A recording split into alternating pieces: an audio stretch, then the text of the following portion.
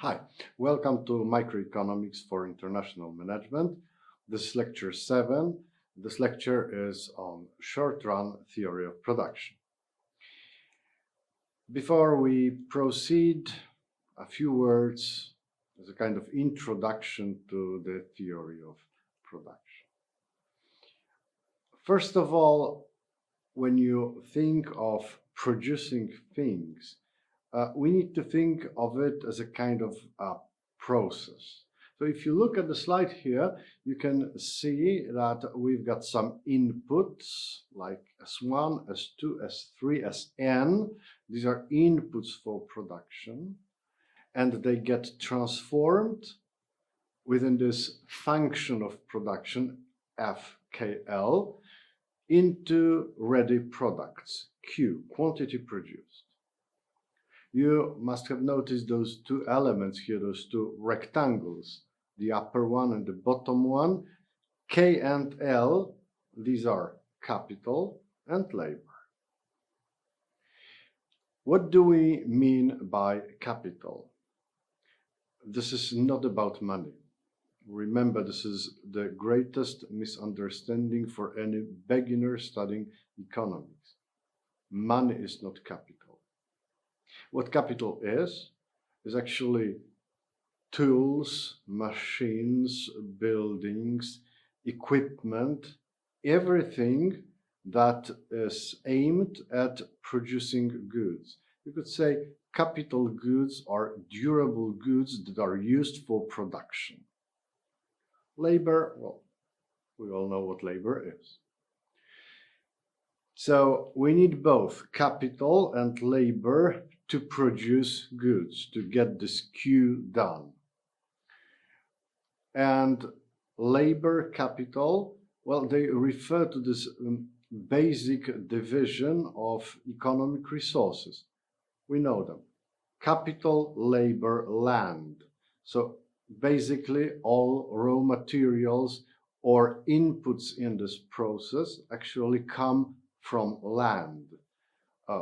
If you bake bread, for instance, then you have water and yeast and flour and all those things, or table salt, all those things in some sense come from the land.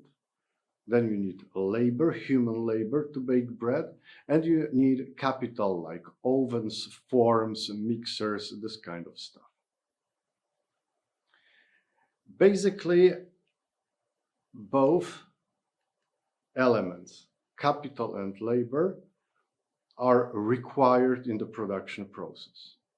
So let's focus on them for a while, because their mutual relation is somewhat funny here.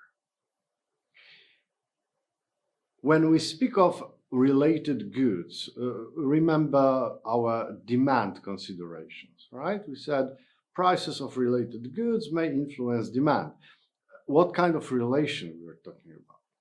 These could be complements, so goods can be complementary to each other, or these could be substitutes, right? So we can substitute one good with another one. How about labor and capital?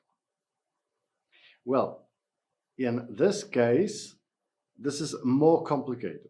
Obviously, capital and labor are complementary.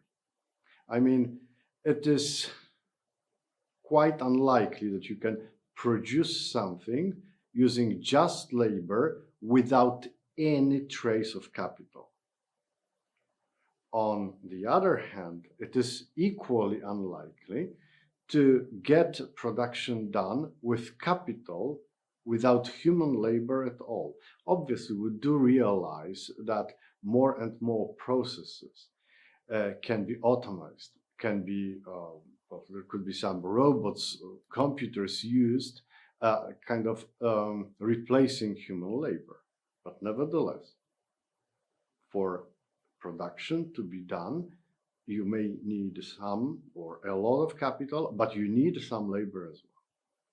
So we could say capital and labor are complementary goods. They must come together. But as I already mentioned, They are also a bit of substitutes. You can substitute capital with human labor. If you do not have a professional digger, you can put some men with shovels and they can dig, right? So there is a lot more of human labor here, but less capital. A dozen of shovels instead of a digger. Or you could replace human labor with machines like computers, like robots. Look at automotive industry, for instance, right? Here, labor is substituted with capital to a great extent. To a great extent, and we could say even to growing extent, right? More and more. Those proportions in which capital and labor are used are called technology. So there are some capital-intensive technologies where you need a lot of capital and not much of labor. There are labor-intensive technologies when you use a lot of labor and just a little of capital. Which is better? Well, my favorite economic answer, it depends, right? It depends, but we are going to talk about it when we deal with long-run production function. So that's going to be our next lecture. In this lecture, we want to focus on short-run production function. What's the difference between short-run and long-run? In the context of a production function, the difference is simple. The production function normally depends on two variables, labor and capital, as you could see in the previous slide. But one of those variables is quite difficult to change over short run.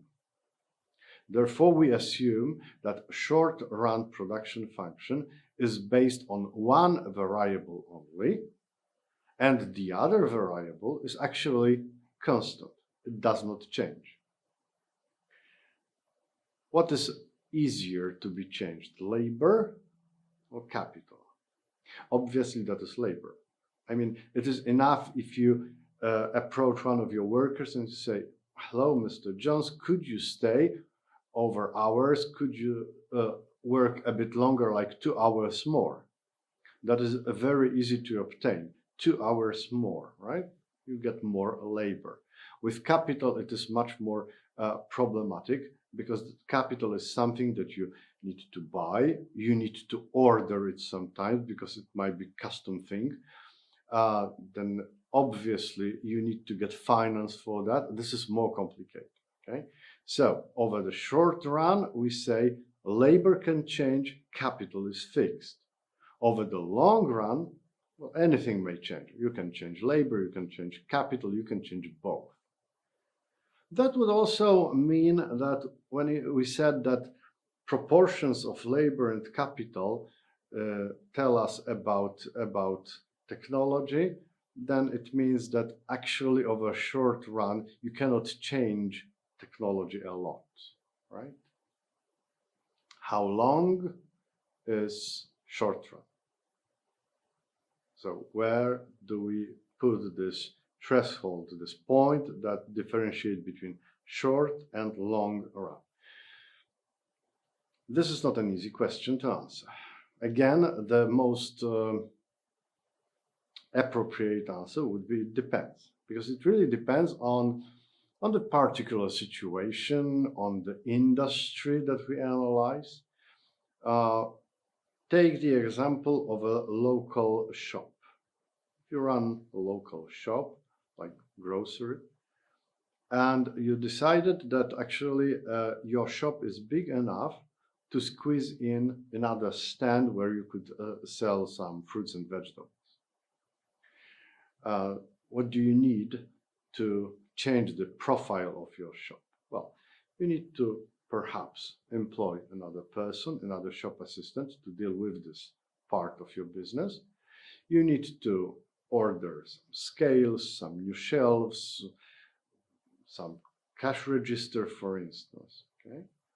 And after 1 or 2 weeks, your grocery shop may turn into grocery shop with veggies and fruits. Then in this kind of business, 2 weeks is enough to change the capital. Therefore, short run in shops, in retailing business, would be very short, really. Think of a shipyard and the idea of building yet another dock for the shipyard. Right? It takes 1 year or 2 years. So this short run for a shipyard would be much greater than short run for shops. That's how we define them. Remember, short run, just labor can be changed. Long run, you've got enough time to change both labor and capital, whichever you prefer.